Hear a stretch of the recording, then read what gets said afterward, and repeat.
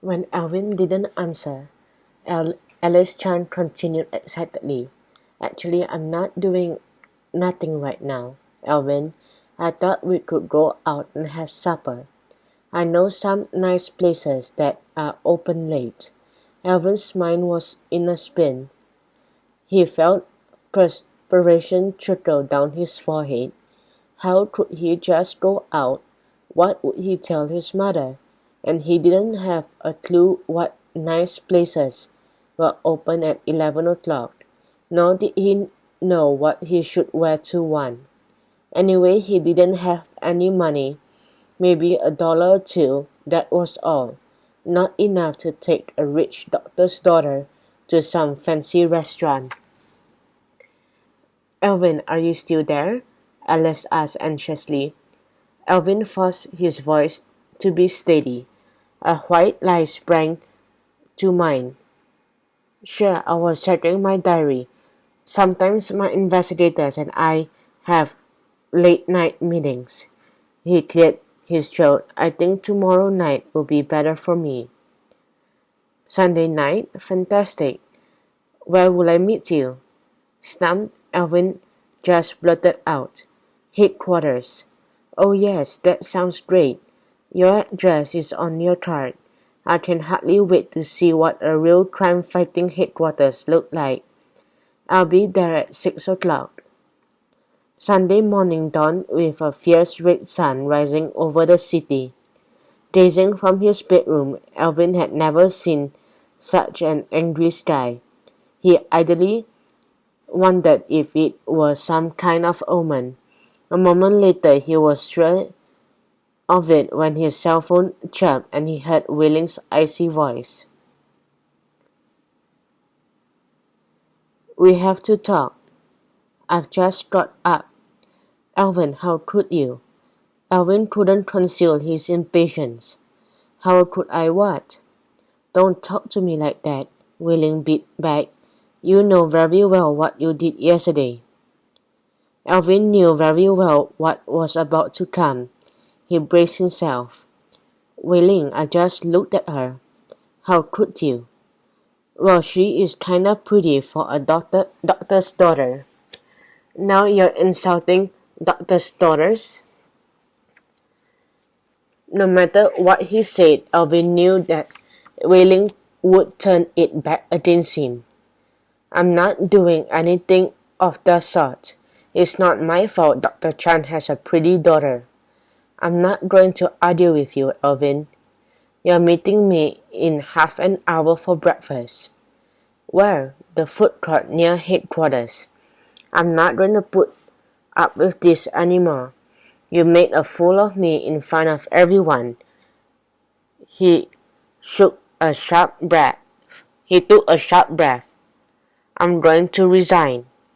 You can't do that, he almost said. You can't. You're the best detective I have ever met. But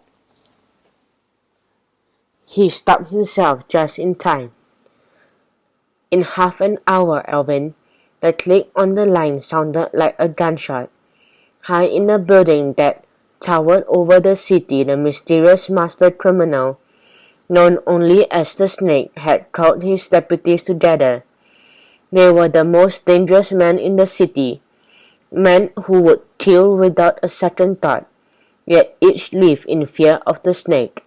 The Snake sat behind a silver screen so nobody could see his face, and he spoke to them through a special microphone that disguised his voice.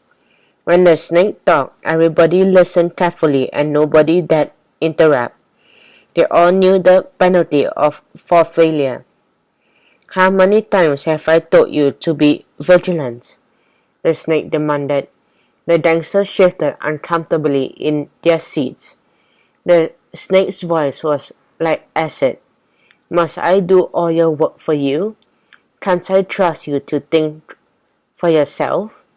One of his men, a hitman named Chi, leaned across to his neighbor and whispered, I think the Snake is losing it. Why did he drag us in here on a Sunday morning to give us a pep talk? Unfortunately for Chi, the snake had powerful hidden microphones dotted around the room. When he heard the man's torment, he snapped out viciously. Chi will be taken out now and eliminated. That way he will never be inconvenienced on a Sunday morning again. Chi tried to protest, then too late tried to apologize. But two muscular gangsters in black suits hauled him from the room to take a swim in the river wearing concrete shoes. The snake went on as though nothing had happened. Have I not told you about Alvin and his detectives? Have I not warned you time and again to keep a close watch on them? An age of steel ended his voice. It has been reported to me that Alvin and his young friends were seen at the city hospital yesterday. Clearly that indicates a breach of security. What do you want us to do, Snake? One of his henchmen asked. The snake's metallic voice grated out through a speaker. I want to know exactly how much Alvin knows about our plans. The snake replied. I don't want him meddling in our affairs. Is that clear? Alvin, if I am your one and only girlfriend, you shouldn't have eyes for anyone else. When Alvin reached the food court, Wailing was there finishing off a bowl of noodles. The moment he sat down, she started on at him. Don't you know what it feels like when you're more interested in some other girls rather than me? But I'm not. Don't lie. I saw what you did yesterday. The moment you saw Alice Chan, you forgot all about me. Your eyes were almost eating her. They weren't. They were. Alvin was starving, but all thought of food vanished. He knew he had to make peace with Wailing if she left so cold.